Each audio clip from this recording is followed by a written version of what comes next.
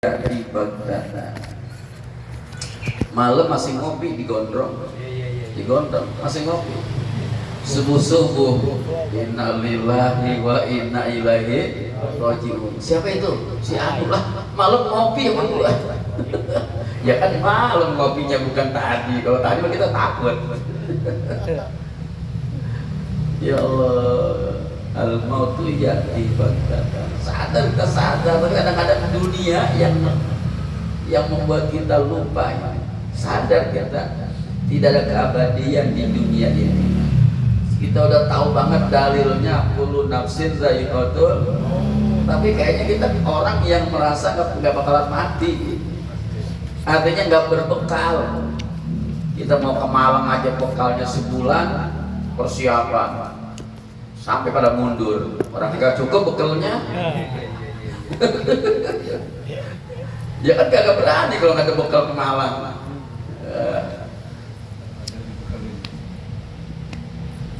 Kita sadar kullu nafsin za'iqatul maut, ya. Maka kita dikasih kesempatan sama Allah untuk berbekal dengan amal soleh, ibadah, sholat, ngaji, nolong yang butuh, bantu yang susah, dan segala macam kebaikan. Tapi terkadang kita lupa akan itu semuanya. Yang ada di pikiran adalah sesuatu yang pasti akan kita tinggalkan, gitu. Sesuatu yang pasti akan berpisah dengan kita. Al-mautu ya'ti baghtatan wal qabru sundukul amal, dan kuburan yang akan menjadi tempat di mana jasad kita akan diletakkan, akan digeletakkan, itu adalah petiknya amal.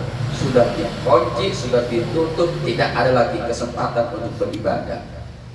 Tidak ada kesempatan untuk meninggalkan maksiat, karena peti amal, ya amal kan ada dua, ada amal baik, ada amal buruk, ngumpul semuanya di situ. Tinggal tadi disortir malaikat, sakulat atau khofat, banyakkan yang baik atau sebaliknya, naudzubillah. Wal qabru sundukul amal. Ukuran itu adalah bagaikan peti untuk amal yang kita lakukan semasa di dunia. Isbir ala ahwaliha, oleh karena itu bersabarlah menghadapi hiruk pikuk dunia, bersabarlah menghadapi segala problem dan masalah yang ada di dunia. Santai aja, santai ya, kan begitu, santai. Yuk kita santai, santai. Kenapa? Apa yang sudah ditetapkan oleh Allah itu akan jangan terjadi. Gegerasah, gerusu, terburu-buru, kalau belum waktunya gak bakalan. Banyak gitu orang pada berebut lagi saweran, ada yang diem aja, malah dia yang paling banyak dapatnya. Artinya bukan kita nggak boleh berikhtiar berusaha. Allah mengajarkan bukan ikhtiar lu yang membuatkan hasil, bukan usaha lu yang membuatkan hasil, gua yang nentuin. Jangan sampai bangga lupa Allah karena ikhtiar.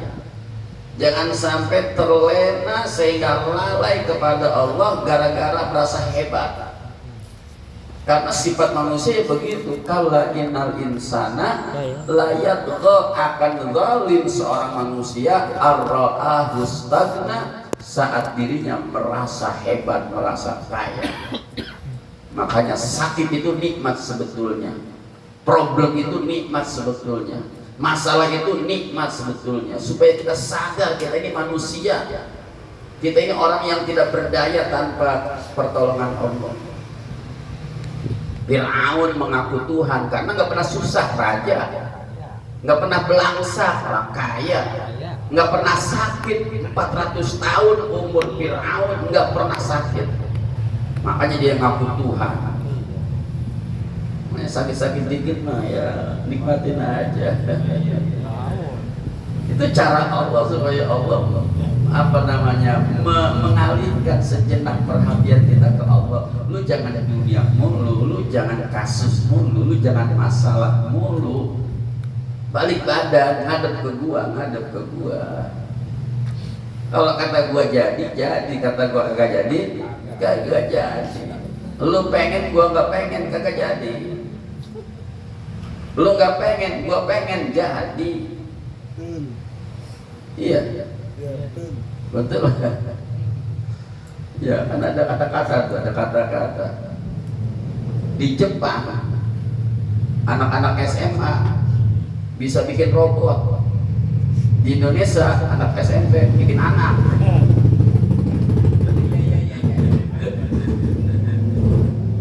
Innalillahi wa inna ilaihi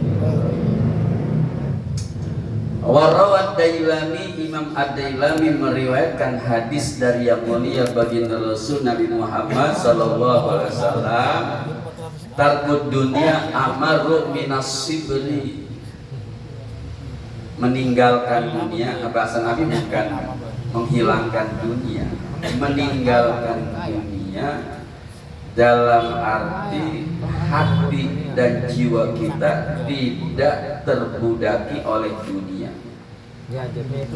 Dunia itu ada di tangan kita, dunia itu ada di rekening kita, dunia itu ada di sekeliling kita, tapi tidak menguasai kita. Jadi orang yang beriman, orang yang zuhud, orang yang bertakwa, bukan orang yang miskin apa, bukan orang yang nggak punya apa-apa. Tapi mereka adalah boleh jadi orang yang bergelimang dengan harta tapi tidak dikuasai oleh harta. Ada ulama namanya siapa? Malik bin Dinar atau siapa? Itu Masya Allah, rumahnya mewah, hartanya berlimpah. Sampai-sampai ulama yang lain mencibir, masa kiai kaya, masa Ustadz Pajero. Itu yang ngomong begitu baru nio doang, kan sirik namanya. Jadi yang ngomongnya keluar juga gitu, selevel. Ini ulama yang berstatement seperti itu bukan kaleng-kaleng, ya zuhud juga gitu. Artinya pandangan beliau itu mungkin kalau ulama tidak cinta dunia ya sederhana lah hidupnya. Ini mah kok ada kiai mewah gitu. Pas diutus muridnya untuk meluapkan dan mengutarakan unek-uneknya, kata itu ulama yang mewah yang kaya, dunia saya miliki, tapi saya tidak dimiliki oleh dunia.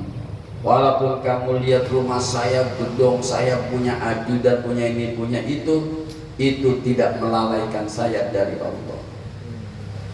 Akhirnya ulama yang menyindir tadi istighfar dan sadar bahwa zuhud atau orang yang wara bukan orang yang tidak punya dunia tapi tidak dimiliki oleh dunia. Waktunya sholat, waktunya ibadah, waktunya ngaji, dan bisa memisahkan urusan dunia. Jangan sampai dibawa ke dalam ibadah, urusan dunia jangan sampai dibawa ke dalam sholat. Sehingga ada orang kalau kita ingin mendiagnosis diri kita, ingin mendiagnosa diri kita, apakah kita demen dunia atau kagak, gampang, sholat aja. Kalau sholat masih mengingetin dunia, masih ingat dunia, berarti kita masih hubud dunia, cinta dunia. Artinya ketika kita dagang kagak ingat akhirat, ketika dagang gak ingat sholat, dan sholat ingat dagang, nggak fair. Gue dagang aja udah, jangan ingat sholat. Pas sholat udah fokus sholat. Begitu kata yang benar. Kalau saya kan nggak benar. Amaru minas sibri, lebih pahit daripada jadam. Tahu jadam nggak? Jadam itu saya pernah minum.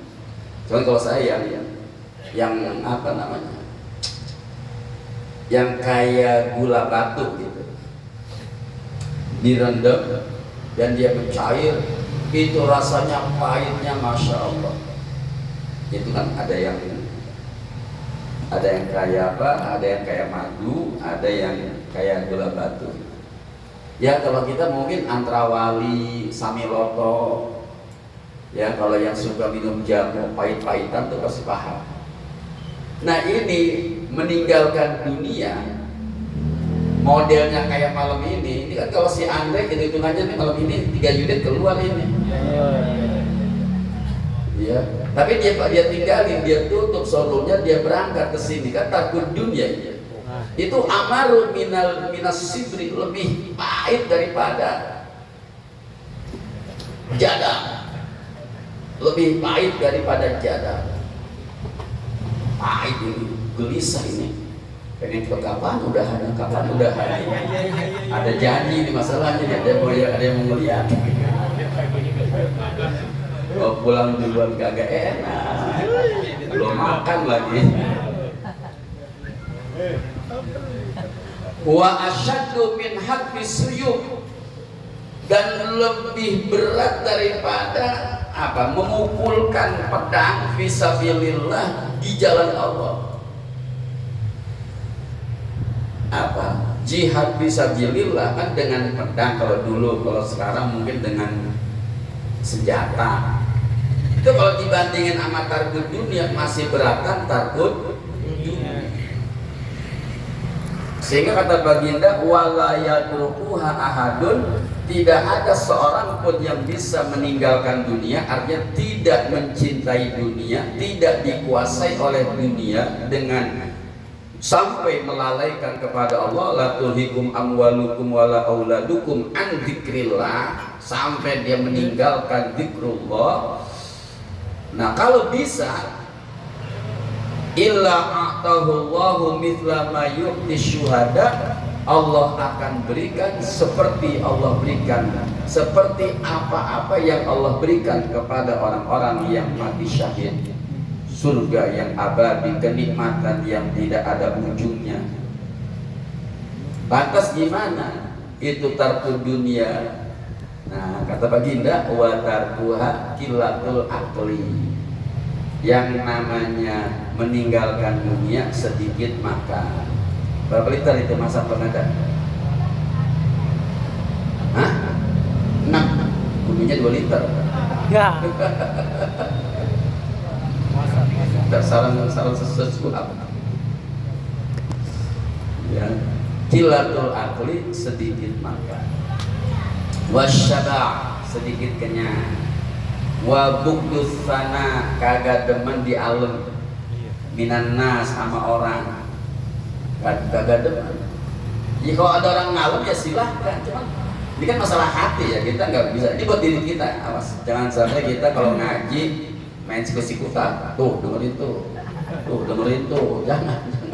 Kita kalau beli baju pasti size-nya size kita, nggak mungkin size orang. Masa size kita L malah mengukur badan orang XL, tapi gobrak atau S atau meletet ya. Nanti kalau kita ngaji yang kita ukur diri kita, yang kita sindir diri kita, jangan orang lain ya. Fa innahu man ahabassana, karena orang yang demen dipuji, ahabad dunia, berarti demen dunia. Kalau orang muji silahkan, tapi jangan pengen dipuji dan jangan terlena dengan pujian. Pepatah Arab mengatakan al-madah zabah, pujian itu bisa membunuh. Berapa banyak orang yang encok gara-gara dipuji, kuat ngangkat semen. Kuat lo, hebat lo. Wah dia buat lagi, gara-gara di Allah. Jangan. Tapi kata baginda, idza mudihal mukmin robal iman fi qalbi. Kalau orang yang beriman dipuji di alam, maka bertambahlah keimanan di dalam hatinya. Ya, jadi ya pujian itu adalah bagian daripada sunatillah. Sampai kapanpun dan dimanapun, yang benci mencaci, yang cinta memuji, itu selalu ada. Kapanpun, sealim-alimnya kita, sesoleh-solehnya kita, serajin-rajinnya kita dalam beribadah, yang benci ada aja. Sebangor-bangornya orang, sejahat-jahatnya orang, yang demen ada. Ya. Artinya pasti ada yang muji, ada yang mencaci. Nah, pujian itu jangan sampai membuat kita kufur nikmat, lupa Allah, apalagi sampai demennya dipuji, demennya dialon, disanjung. Karena orang yang senang dipuji berarti hubbud dunia, cinta.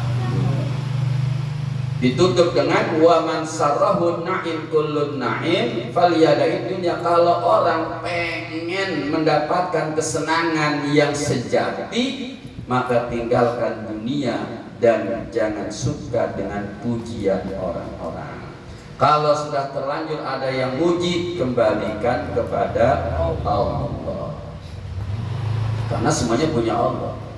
Dia muji kita tentang apa kita? Karena kaya, yang bikin kaya siapa? Karena pinter, yang ngasih kepinteran? Apa yang bukan dari Allah? Semuanya punya Allah. Kita cuma korban aja. Sebenarnya yang mereka puji itu Allah. Cuma mereka nggak melihat Allah dan nggak tahu dan nggak kenal Allah. Nah, itu anugerah Allah diberikan kepada kita. Ada kita yang dipuji. Hakikatnya muji Allah. Sebaliknya kalau kita mencaci jelek amat tuh orang. Berarti kita menghina Allah yang menciptakan dia. Ya jelek kan kata kita. Kata orang lain mah buat kita manis. Kita manis. Ya makanya kata ulama, kalau di alam, kalau dipuji, baca Allahumma ja'al khairan mimma yaqulun wa la tu'akhidni bima yaqulun waghfir li ma la ya'lamun, supaya kita selamat dari pujian-pujian yang menjerumuskan ke dalam api neraka. Orang yang niatnya akhirat, maka semua urusan-urusannya akan disusun, akan dihimpun, akan diselesaikan oleh Allah. Kita ini syam jama' Allah syamlah. Man kanat niyatuhul akhirat, kalau niatnya akhirat, kerjakah kita, dagangkah kita, ngajarkah kita, jasakah kita, kalau niatnya akhirat, maka Allah akan jama'a syamlahu, akan mengumpulkan apa-apa. Kalau itu hidup ini kan seperti potongan-potongan puzzle. Tahu puzzle? Masa nggak tahu sih? Saya aja nggak tahu. Puzzle itu mainan yang suka apa tuh? Dirangkai. Hidup itu seperti itu, potongan-potongan puzzle kita. Ada di anak problemnya, ada di istri problemnya, ada di kerjaan problemnya. Potongan-potongan puzzle itu. Ya. Apa? Iya, apa kalau istilah itu di dunia perfilman itu potongan-potongan, scan ya, ya gitulah, udah pokoknya gitulah ya, itu pokoknya gitulah. Nah begitu belum selesai ini, ada lagi masalah ini, ada lagi ini, ada lagi ini. Tapi buat orang yang niatnya akhirat, akan Allah simpulkan, akan Allah himpun, akan Allah kumpulkan, sehingga kita nggak mumet. Bayangkan coba, musuh di depan belum selesai kita halau, udah ada di belakang. Di belakang kita keles, di samping datang, kan puyeng.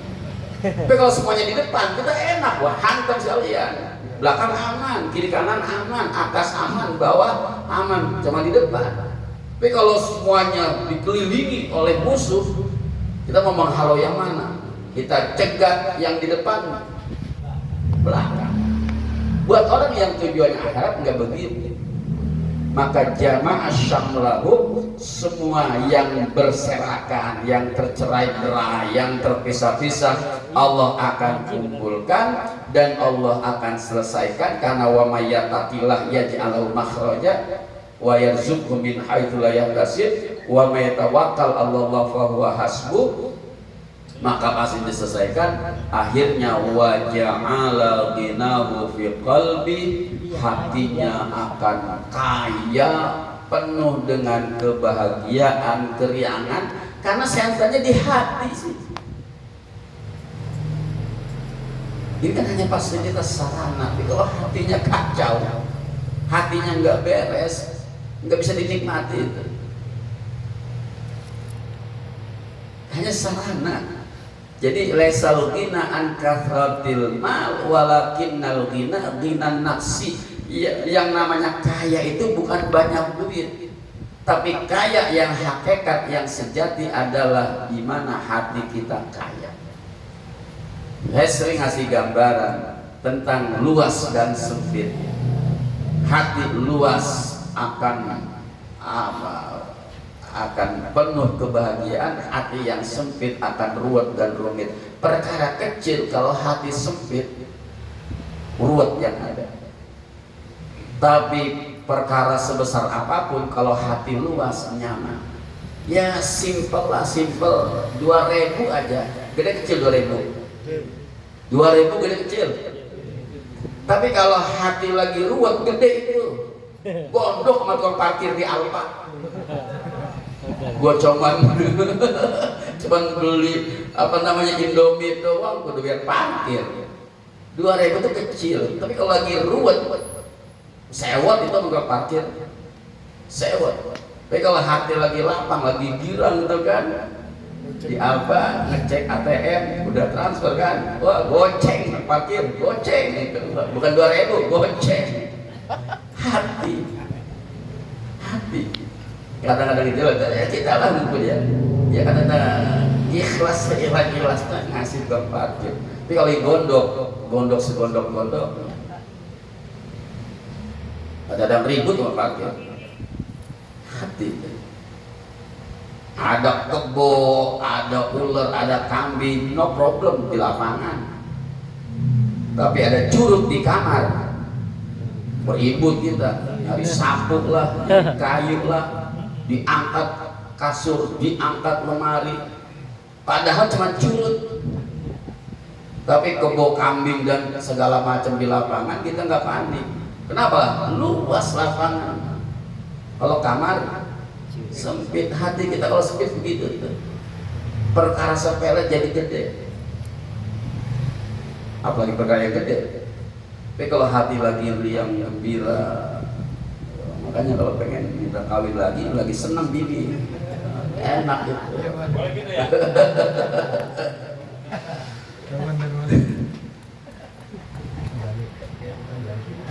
Wa atat dunya raghimatan, dan dunia akan datang dalam keadaan hina. Bukan nyari dunia orang yang tujuannya Arab, dicari sama dunia. Dan ini hak Nabi, dicari dunia. Para ulama nggak nyari dunia, dicari dunia. Maksa itu dunia. Ustaz di mana? Saya lagi ngaji nih. Udah satu film, mau ngasih duit doang itu, mungkin maksa itu. Saya gak keburu, ya udah saya ditipin dah, tetap maksa itu. Ya Allah, dunia itu memang ya proses, ada latihan, nggak mudah ya. Iya, kita bagaimana enggak, ya udahlah, ini penyakit kita yang mudah-mudahan Allah sembuhkan. Amin. Tapi waman kanat niatuhud dunya, kalau motivasinya dunia, ya udah, semua urusan kacau. Semua urusan acak-acakan. Itu farraqallahu alaihi amra, semua urusan acak-acakan. Hatta yang udah tinggal gol, yang tinggal jadi gagal.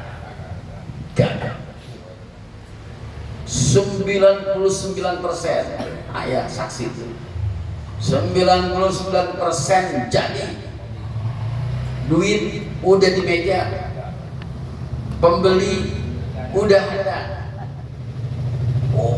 udah siap. Begitu mau diserahin 3 miliar, 4 miliar, 3 miliar, udah disebut tinggal nyerahin. Yang punyanya saya nggak mau cash, maunya transfer aja. Gagal. Udah hitung-hitungan umroh bareng 99%, tinggal 1 doang itu. Gagal. Farraqa alaihi amr. Acak-acak. Wa ja'ala faqrahu baina ainaihi, dan kefakirannya ada di pelupuk mata. Jadi apa? Fakir di bawah miskin. Apa aja udah fakir udah. Apa yang dipegang kagak pernah hasil. Sial. Kenapa? Karena motivasinya dunia. Walam ya'tihi minad dunya illa ma kutibalah, dan dia tidak mendapatkan secuil pun dunia kecuali yang sudah ditetapkan oleh Allah untuk dia. Nasihat yang ke-27 ini adalah mudah-mudahan kita bisa mengambil nasihat bahwa dunia tempat saat ini kita berada adalah bukan tempat abadi, tempat di mana Allah memberi kesempatan untuk mencari bekal sebanyak-banyaknya untuk negeri yang abadi, negeri yang langgeng, negeri keabadian, negeri akhirat, yang mudah-mudahan kita mendapatkan ma'unah inayah, pertolongan dari Allah Subhanahu wa taala, dimudahkan segala urusan, dimakmurkan segala rezeki dan usaha kita, putra-putri kita dijadikan orang-orang yang sholih dan sholihah. Bismillahirrahmanirrahim.